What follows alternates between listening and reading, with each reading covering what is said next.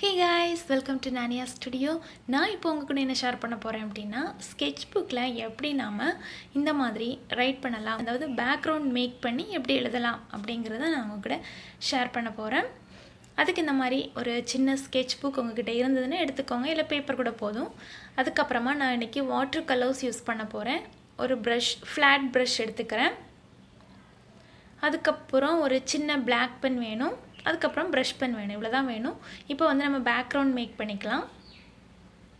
நான் ஒண்ணுமே பண்ணல, வெறுமனே flat brushல கலர்ஸ் லோட் பண்ணிட்டு கோடு மாதிரி போட போறேன். உங்களுக்கு இந்த டிசைன் பிடிச்சிருந்தது அப்படினா நீங்க இதே நீங்க ஃபாலோ பண்ணலாம்.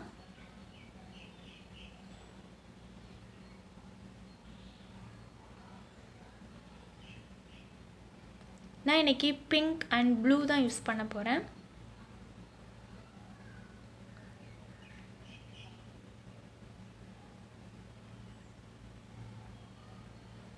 இப்போ நான் blue யூஸ் பண்ணி திரும்பவும் கோடுகள் மாதிரி போட போறேன்.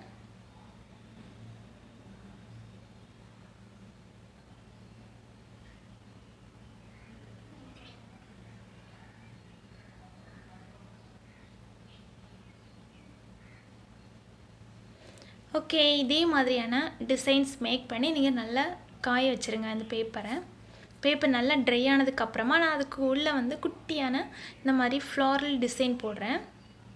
அதுக்கு நான் black pen யூஸ் பண்றேன்.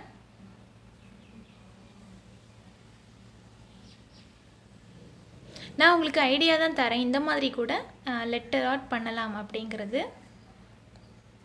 ஓகே, இந்த பேக்ரவுண்ட் ரெடி ஆயிருச்சு. நாம இப்போ என்ன பண்ண போறோம் அப்படினா brush pen யூஸ் பண்ணி இதுக்கு மேல நம்ம எழுத போறோம். நீங்க வந்து greeting card மேக் பண்றீங்க அப்படினா இது ரொம்ப யூஸ்ஃபுல்லா இருக்கும். உங்களுக்கு பிடிச்ச டிசைன் வந்து பேக்ரவுண்ட்ல போட்டுட்டு அதுக்கு மேல brush pen யூஸ் பண்ணி என்ன வேர்ட் வேணா நீங்க எழுதிக்கலாம். நான் இன்னைக்கு சிம்பிளா மேஜிக் அப்படினு எழுத போறேன்.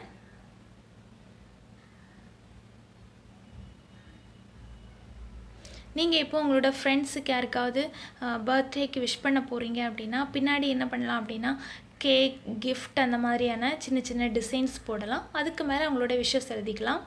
இந்த மாதிரி நீங்க கிட்ஸ்க்கு கொடுக்க போறீங்க அப்படினா அவங்களுக்கு ரிலேட்டடா நீங்க ஏதாவது ஒரு பிக்சர் டிரா பண்ணிட்டு இந்த மாதிரி எழுதி கொடுத்துக்கலாம்.